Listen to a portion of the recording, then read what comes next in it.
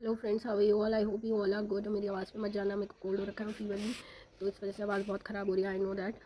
और let it change the topic. किसी का जो हादसा हुआ है और उसका परिवार इतनी बुरी स्थिति से गुजर रहा है ना। मैं नहीं जानती, हम ऐसे एक देश में रह रहे हैं जहाँ पर भारतीय संस्कृति को सम्मान दिया जाता है, जहाँ स्त्रियों को सम्मान दिया जाता है, वहाँ पर ये सब भी होता है ना। हम लोग एक साइड पूजते हैं नवरात्रों में चंद्रघंटा के रूप में, माँ कुष्मांडा के रूप में, माँ गौरा के रूप में, माँ कालरात्रि के रूप में, है ना। और बाई दी साइड ये सब भी हो रहा है। तो जिन लोगों का मानसिक विकास नहीं हुआ है, मैं नहीं जानती। कुछ लोग कहते हैं क्राइम लड़कियों के कपड़ों की वजह से, पहनावों की वजह से हो रहा है। आई डोंट नो 3 साल की बच्ची का क्या ही पहनावा हो सकता है जो उसके साथ हुआ है, क्योंकि आप तो जज चीज़ों को कर ही लेते हो, है ना। किसी बड़ी लड़की के साथ होगा तो कपड़ों की वजह से हुआ, छोटी बच्ची के साथ फिर किस भी कारण हुआ, है ना। तो जिसका मानसिक विकास ही नहीं हुआ है उसके लिए कोई छोटा नहीं है, उसके लिए कोई बड़ा नहीं है, उसको गलत करना ही है। तो मैं पेरेंट्स से बस यही एक हम्बल रिक्वेस्ट है कि प्लीज़ देखिए, जितना इस कॉन्सेप्ट पे हम लोगों ने फोकस किया है ना, बेटी बचाओ बेटी पढ़ाओ, अब इस पर भी थोड़ा सा फोकस कर ले स्ट्रॉन्गली कि बेटियों को योद्धा बनाओ।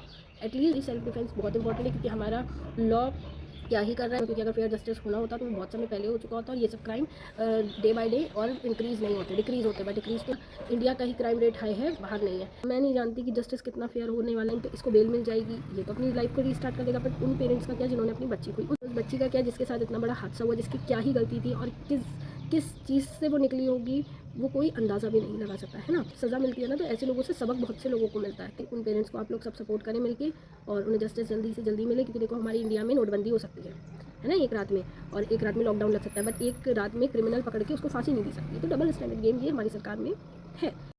एक छोटा सा एग्जांपल मैं आपको देती हूँ। श्री कृष्ण जी से भीष्म पितामह जी ने बोला, भगवान मेरे साथ इतना क्यों ऐसा हुआ, इतनी दर्दनाक मृत्यु मुझे क्यों मिली, क्यों, मतलब जिन्होंने बुरा किया, चीरहरण किया, उनको इतना बुरा नहीं हुआ उनके साथ जितना बुरा मेरे साथ हुआ। तो कृष्ण जी ने कहा कि भीष्म पितामह जी, आप वहाँ पर उस सभा में मौजूद थे, और आपके होते हुए मुझे ये विश्वास था कि वहाँ पर चीरहरण नहीं होगा, एक स्त्री अपमानित नहीं हो सकती। अगर आप एक आवाज़ उठा देते तो उस दिन चीरहरण नहीं होता, पर आपकी मौजूदगी में भी हुआ, तो फिर आप सबसे ज़्यादा पाप के भागी हुए। क्योंकि जो गलत करता है वो तो होता है, पर जो उस पाप में भागीदार होता है, जो देख रहा होता है और फिर भी मौन रहता है, और उसके मौन के कारण इतना बड़ा अनर्थ हो जाता है, तो सबसे बड़ा पाप का भागी वही होता है, सज़ा का भागी वही होता है।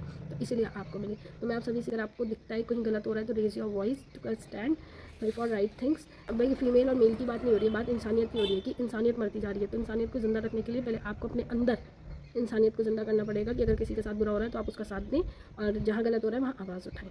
तो प्लीज़ उन पेरेंट्स को सपोर्ट करें और उनको जस्टिस मिलना चाहिए। Thank you.